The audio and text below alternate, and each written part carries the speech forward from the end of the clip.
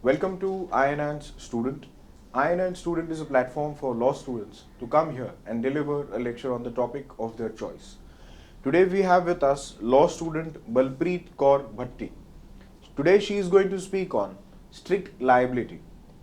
She is from KES Sri Jayantilal H. Patel College of Law. So without wasting further time, I would request Balpreet to commence with her lecture. Thank you. A very warm welcome to one and all present over here. I, Balpreet Kaur Bhatti, a student from the KES Sri Jayantilal H. Patel Law College, stand here to explain a topic that is strict liability. For the orderly life in the society, every person should follow the principle of law. That is, so use your own property in such a manner as to not injure the another person.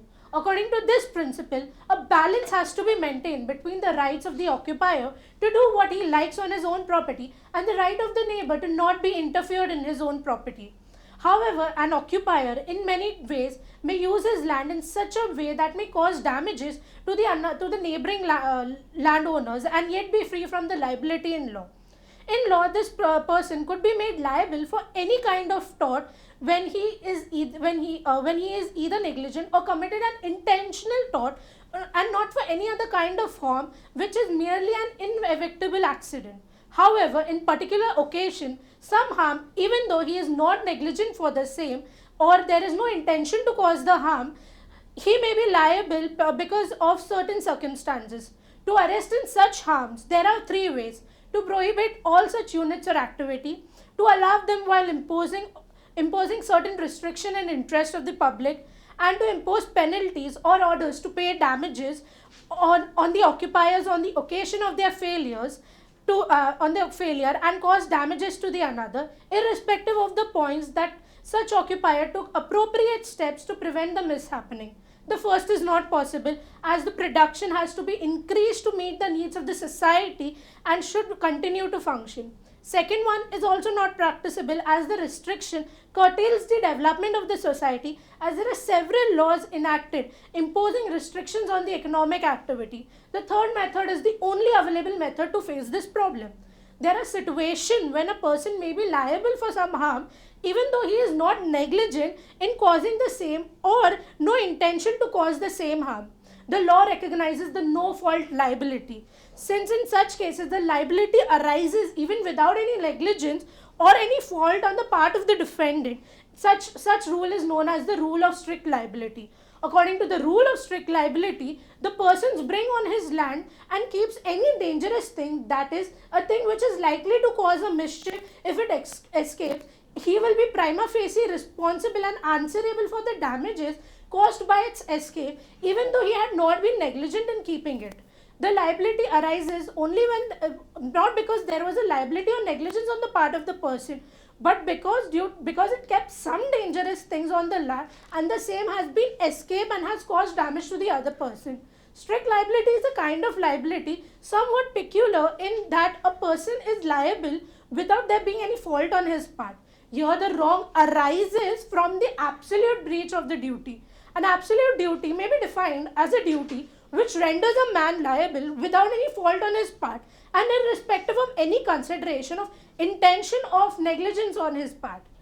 It is absolute, that is, it is not necessary for the injured party to prove any intention or negligence on the part of the injuring party, and no amount of care and cautious expended by the latter to prevent the damage to the former will be excused by him.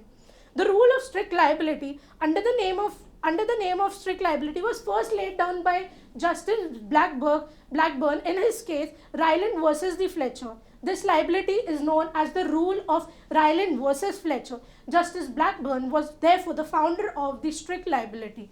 Strict liability means a liability without fault. The word absolute indicates the liability in all circumstances, and therefore there should be no exception. But Justice Blackburn himself stated certain exception to this strict liability, and hence it is not appropriate to call it an absolute liability. Since then, it has been regarded as the rule of strict liability. This rule has been originated in the case of tort of nuisance, but has been developed in such ways and has been applied widely now. So what is the rule that has been stated in the case of Ryland versus Fletcher? The case law is basically in Ryland versus Fletcher. Ryland was a mill owner, while Fletcher was a lessee of the nearby coal mines. Although their properties were separate, there were close proximity. Ryland engaged an independent contractor, apparently competent to construct a reservoir on his land to supply water to his mills. During this construction, certain old shafts were found. The contractor, instead of properly sealing them, filled it with marl and sand before completing the reservoir. These shafts, however, were connected to the Fletcher's coal mine. Now, once the reservoir was filled with the water, the old shaft gave way and causing a water flow from the Fletcher's mine into the Fletcher's mine, resulting in a significant damage.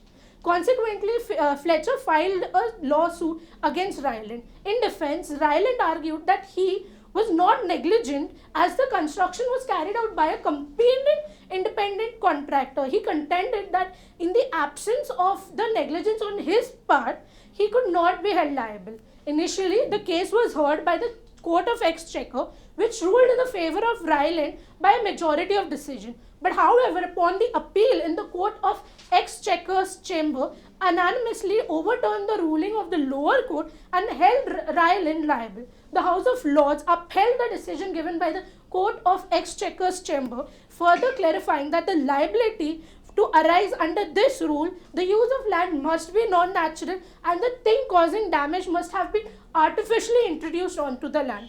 So there were certain principles that were laid down in the rule of strict liability. Following are the principles, there were three principles. If a person brings a dangerous substance onto his land and it escapes causing harm to the neighbor, they will be held liable for the damages even if there were no negligence on his part. Under the doctrine of strict liability, a person may be held responsible for the harm caused regardless of whether they exercised due care or they were free from negligence. While the individual has a right to maintain their land naturally, if they introduce something artificially that causes the damage to the neighbors, they will be held liable for the same consequences. This principle was laid down in this particular case and is technically known as the rule of strict liability. Now, what are the basic requirements or the essential elements that are to be present for person to be held strictly liable for any negligence or no negligence on his part? The strict liability is as established in Ryland versus Fletcher is subject to the following condition. First, the occupation or the control of land. The defendant must either occupy the land or must have the legal authority such as a license to use it. Second, bringing a substance onto the land. The defendant must bring onto something on their land from an external source and retain it there. Presence of a dangerous substance. The rule applies to a substance that have a potential to cause harm if it escapes. Example includes such as the water that had been seen in the Ryland versus the Fletcher case, oil, any notorious gases, explosion, electricity, etc., which deemed to be dangerous for the mankind. This principle is limited to the things like likely to escape and cause harm to increase the risks to others. Fourthly, brought for the defendant's own purpose. The substance must be introduced onto the land for the defendant's own purpose. Fifth, non-natural use of land. The use of land must be in an unnatural or an extraordinary manner, posing an increased risk to the others.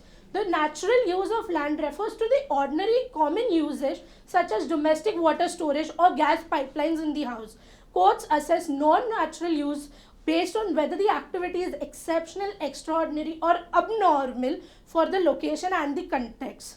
In Ryland versus Fletcher, the storing a large quantity of water in reservoir was deemed as a non-natural use of water. The sixth essential element is escape of dangerous substance. The liability arises only if the hazardous substance escapes beyond the defendant's land into the area beyond their control. The mere possession of the dangerous substance does not make the defendant liable. The escape means the movement of the substance from the defendant's occupied land to the other space.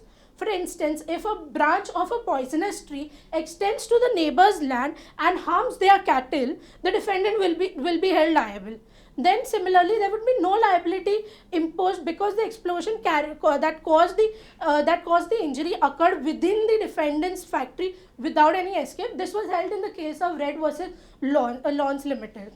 What are the grounds of defenses or exception to the rule of strict liability as laid down by Justice Blackburn? So the following are the defenses which could be categorized in the following manners. First, the natural use of land.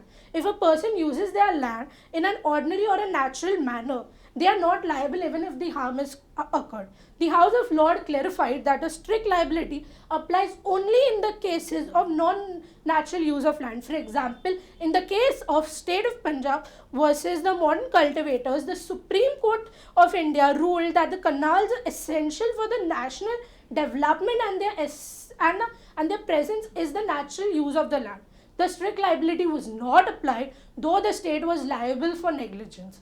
Second, naturally occurring substance. The rule does not apply to the naturally present elements such as surface water, underground water, trees, or naturally growing weeds. Liability arises only when the defendant artificially introduces a hazardous substance into their land. No escape of the substance. If the harmful substance does not escape the defendant's land, there is no liability. And in Red versus Lawns, an explosion injured a worker inside the defendant's factory, but there was no escape of the dangerous substance beyond the premises of the defendant. So no liability of strict liability was imposed on the defendant. Non-dangerous object. The rule does not apply to the substance that are inherently hazardous. However, even a typical harmless substance such as water may become dangerous if stored in excessively large quantities. Act of God. Fifth is act of God. If an unforeseeable event beyond the human control escapes a dangerous substance, the defendant is not liable. In Nicholas versus Marshland, an exceptionally heavy rainfall caused the artificial lakes to overflow, thereby damaging the nearby property. Since the flooding was due to an extraordinary natural event, the defendant was not held liable. The act of third party, the act of the stranger.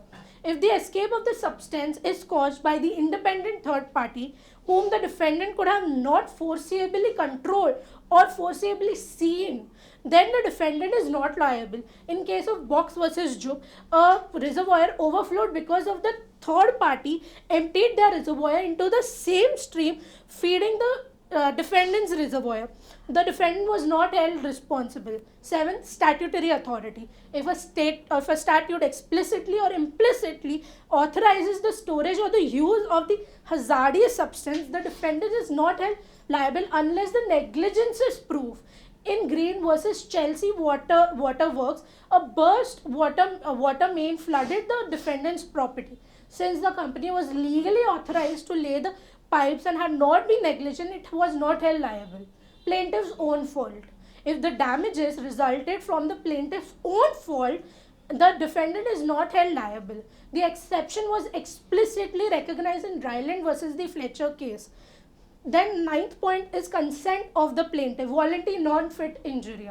If the plaintiff has expressively or implicitly consented to the presence of the hazardous substance, they later cannot claim damages. For example, in a multi-storage building, all the occupants are presumed to consent to a common installation like the water pipe, gas lines, electric wiring and so on.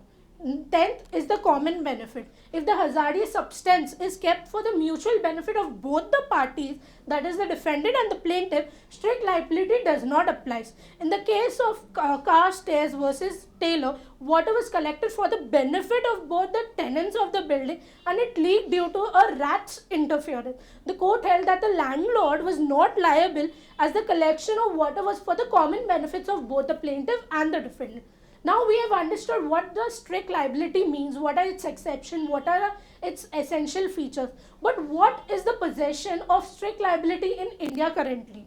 The rule of Ryland and Fletcher is also applied in India, but with certain modification. The principle of liability without fault, that is the strict liability, has been recognized by the Supreme Court, particularly in cases involving motor vehicle accidents.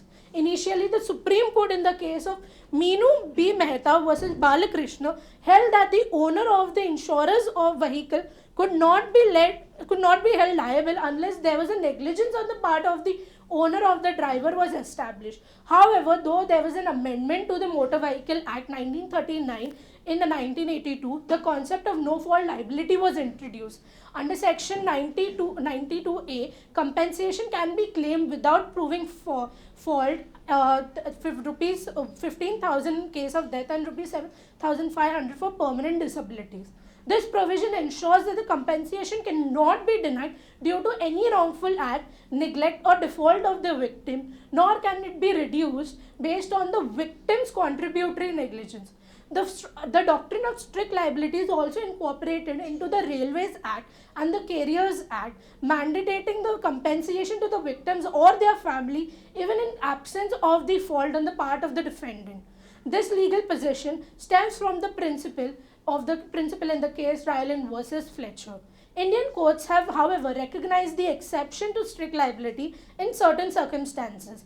One such exception pertains to the storage of large quantities of water for agricultural purposes, while considered essential due to India's unique climatic and geographical condition. In Madras Railway versus Zamindar, the Privy Council held that the water storage for the agricultural purpose do not attract strict liability. The case involved the bursting of two ancient tanks on the respondent zamindari, which existed from the generation and benefited not only the zamindar but also thousands of the farmers. The resulting water escape damaged the appellant's property, including 3 railway bridges. The court ruled that the Ryland and the versus the Fletcher's principle did not apply, as the zamindar was not negligent and had taken due care. Similarly, in case of Nagi Reddy versus the government of Andhra Pradesh, the court observed that the water storage in tank and reservoir is indispensable for the irrigation and survival in India. Without such infrastructure, vast areas would become barren, underscoring the necessity of such water management system despite the potential risk of escape. There was to be held that no liability on the ground of negligence, either because it could not be proved according to the engineering science. It was of the necessity that the floor of the canals or its bunds have been lined or cemented. This is evident in the laws governing motor vehicle accident, railways, common carriers, where the liability is imposed without the need to prove negligence. However, Indian law recognizes exception, particularly in cases involving essential resources like water storage for agriculture, acknowledging its necessity for irrigation and livelihood. This balanced approach ensures that the victims receive just compensation. The liability is not imposed unfairly in situations where the activities are indispensable for the societal and the economical well-being. Thus, the doctrine of strict liability in India operates in a pragmatic outlook, considering both the justice for the affected and the public interest at large. To conclude, I would like to say, as the doctrine follows the principle that liability is the price we pay for progress, but the fairness must be its guiding principle. Thank you. Balpreet, thank you very much. It was a nicely researched topic. It was a full-fledged opening up various dimensions of the doctrine of strict liability. So a small token from Hammurabi to you. Thank you, sir. It's for you.